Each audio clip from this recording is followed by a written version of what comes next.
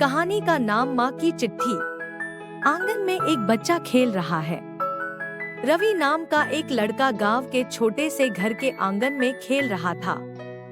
उसके पिता खेत में काम करने गए थे और उसकी माँ रसोई में खाना बना रही थी।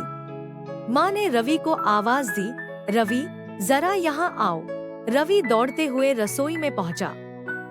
माँ ने उसे गले लगाया और कहा, बेटा, तुम्हें पता है मैंने तुम्हारे लिए एक चिट्ठी लिखी है।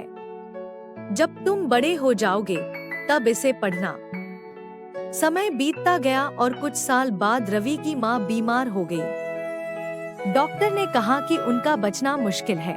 वही गांव का घर अब थोड़ा पुराना दिख रहा है।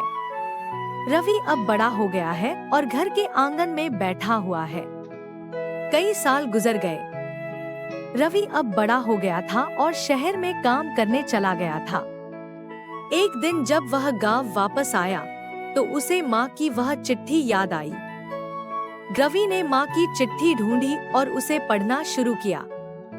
चिट्ठी में लिखा था, प्रिय रवि, जब तुम यह चिट्ठी पढ़ रहे होगे मैं शायद तुम्हारे साथ नहीं होंगी, लेकिन याद रखना मैं हमेशा तुम्हारे दिल में हूँ।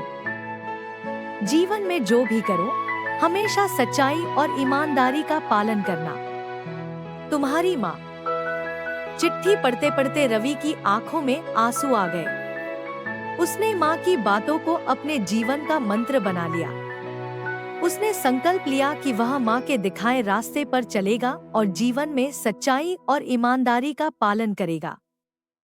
रवि ने अपने गांव को देखा और एक नई उम्मीद और संकल्प के साथ अपने जीवन की नई शुरुआत की। उसने माँ के सपनों को पूरा करने का निर्णय किया।